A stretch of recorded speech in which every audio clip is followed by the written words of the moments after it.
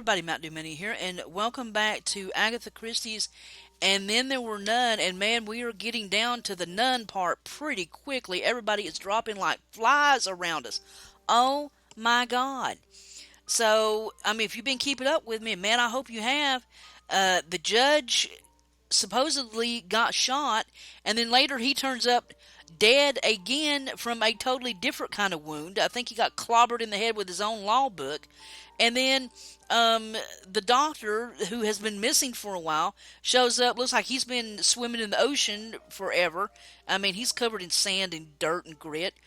Bloor, the awesome detective, got smashed in the head with a bear, that bear clock or art or whatever it was, the marble thing from Vera's bedroom, which suddenly she remembered, oh, maybe it wasn't there. Now she's locked herself in the bedroom with the gun, the only gun, I might add. And now, who's left? Lombard? Lombard is out at the bonfire trying to keep it going, and I'm going to go out and see if he's actually still alive, because I have a feeling if I keep, if I keep going on around, if I don't, I don't know. I mean, it's, and, yeah, how do you get frizzled up? How do you get frizzled up at nighttime? I'm assuming two little sailor boys sitting in the sun.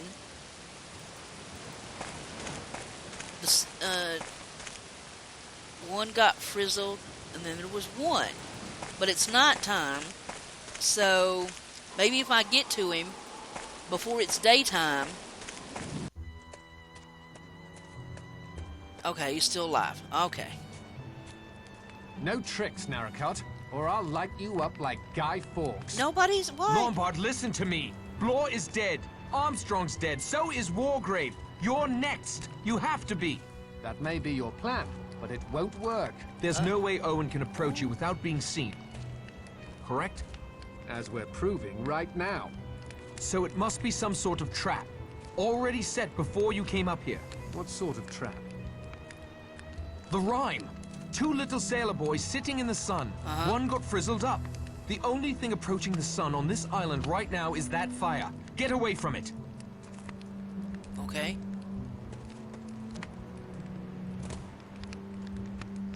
What? Oh! I like a good explosion as much as the next fellow, but not when I'm the target. I owe Holy you an crap. apology, Narracott, and my thanks for saving my life. Believe me, I wasn't sure. You out of everyone had been responsible for the most deaths. Your detecting skills played you false there, old boy. You see, I'm not Philip Lombard. My name is Charles Morley. Got papers to prove it, too. Phil was a friend of mine. He committed suicide a couple of weeks ago. I was at his place when the solicitor Morris rang up. It sounded suspicious. I thought it might have something to do with Phil's death. I wanted to get to the bottom of it, so I came along in his place. Besides, 100 guineas is 100 guineas. So you're no murderer. I'll confess I've thought of murdering you more than once the past few days. Listen, Lombard. Morley. I need to ask you a terrific favor. You've earned the right. Can you play dead for a while? Stay out of sight. Vera must be the killer. The jury's still out as far as I'm concerned.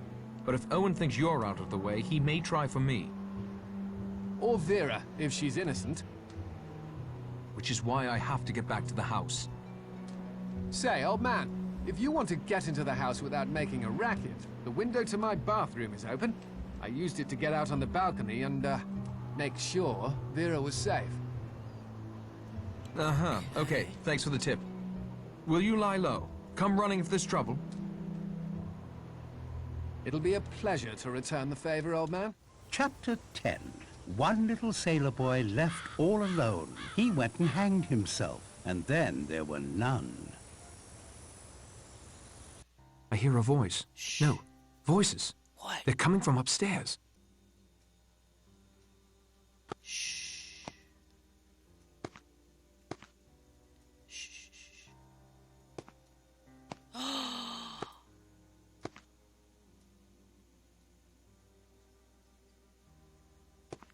don't understand.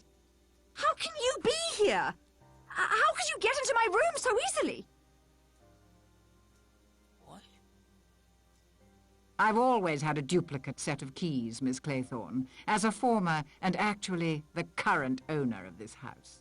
You own this house? I have for several years. I saw to it that Emily Brent died 2 weeks ago. What? I took her place for the weekend. My finest performance, I think. Worthy of the Oscar the Academy always refused me. But the bee stings. Hurt like hell and did nothing for my complexion. But Emily Brent was allergic, not me. It's my apiary after all. Who are you? My name is Gabrielle Steele. You've seen my posters in the screening room. The actress. Some scandal in Hollywood. Scandal? What? Well, I guess if you call trying to kill your leading man a scandal, yes, it was. My final picture, Last of the Borgias, something happened. Lillian Borgia, the character I portrayed, one day on the set, suddenly she was inside my head. She wormed her way in. That's the only way I can think to explain it. Telling me to do things. What? Showing me how. They called it a breakdown. I now like to think of it as a meeting of two minds. But why this elaborate plot? Why kill all these people? Why? Why kill all these people? Wargrave, of course. He was absolutely right. He was the central character in our little drama. The Edward Seaton trial? Yes, Edward Seaton. My love. My life.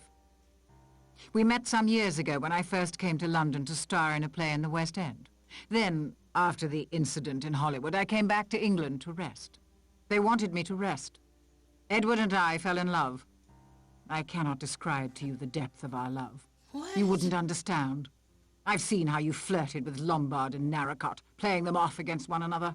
Did I? I was frightened and confused. I suppose that's as good an explanation as any. I was never confused. Edward was an innocent man railroaded by that venomous old judge simply to prove a point.